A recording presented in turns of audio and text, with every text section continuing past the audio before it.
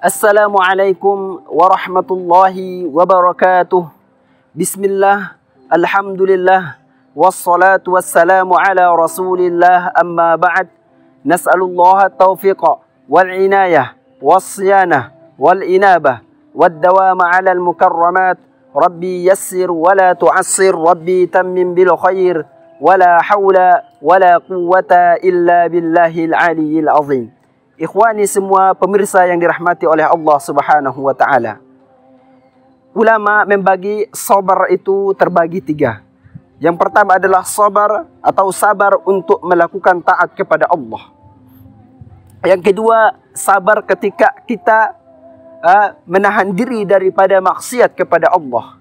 Yang ketiga adalah sabar terhadap musibah yang kita dapatkan atau yang diberikan oleh Allah Subhanahu wa taala. Nah, sabar ini sabar ketika taat kepada Allah Subhanahu wa taala, menjalankan taat kepada Allah Subhanahu wa taala. Yang kedua, sabar daripada menghindari maksiat terhadap Allah Subhanahu wa taala.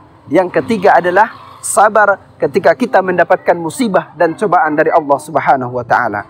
Ikhwani, tercatat di dalam sebuah riwayat bahwa seseorang yang berpenyakit, yang mendapatkan musibah penyakit dari Allah Subhanahu wa taala, Allah Subhanahu wa taala menyuruh tiga dari malaikat.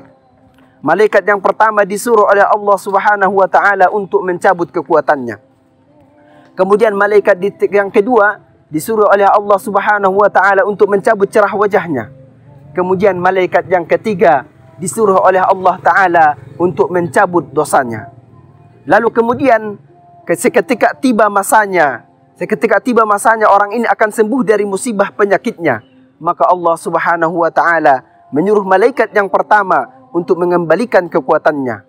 Kemudian setelah itu Allah Subhanahu wa taala menyuruh malaikat yang kedua untuk mengembalikan cerah wajahnya.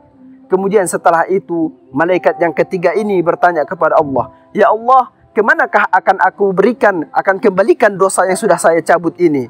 Lalu Allah Subhanahu wa taala melihat, coba teliti dulu di sepanjang ia sakit, di sepanjang ia mengalami penyakit dan musibah ini, apakah ia bersabar atau tidak bersabar? Jika ia bersabar semasa hidupnya, semasa dalam berpenyakit itu, maka Allah Subhanahu wa taala menyuruh malaikat ini untuk membuang dosa-dosanya ke laut. Kemudian jika ia tidak bersabar, maka Allah Subhanahu wa taala menyuruh malaikat ini untuk mengembalikan dosa terhadapnya. Ikhwani, demikian riwayat yang kita dapatkan. Jadi setelah dosa-dosa orang yang bersabar tadi ketika berpenyakit itu dibuang oleh malaikat ke laut, lalu Allah Subhanahu wa taala menjadikan dosa-dosa itu menjadi pengganggu tanaman manusia, menjadi hama bagi tanaman-tanaman manusia. Maka di dalam Al-Quran, "Zaharal fasadu fil barri wal bahri bima kasabat aydin nas." Telah nyata kerusakan di daratan dan di lautan itu adalah karena ulah tangan manusia sendiri, karena dosa kita yang menyebabkan itu semua. Ikhwani semua, perbanyak istighfar, kemudian ridho terhadap takdir Allah, ridho terhadap keputusan Allah, maka itu adalah lebih baik bagi kita. Dan selalu berhusnuzon terhadap keputusan Allah, berhusnuzon terhadap ibadullah, hamba-hamba Allah, itu akan lebih menenangkan jiwa kita. Semoga bermanfaat bagi kita semua. Keutamaan sabar dan juga pembahagian sabar ini semoga menambahkan ilmu, wawasan ilmu bagi kita semua. Semoga bermanfaat. Wassalamualaikum warahmatullahi wabarakatuh.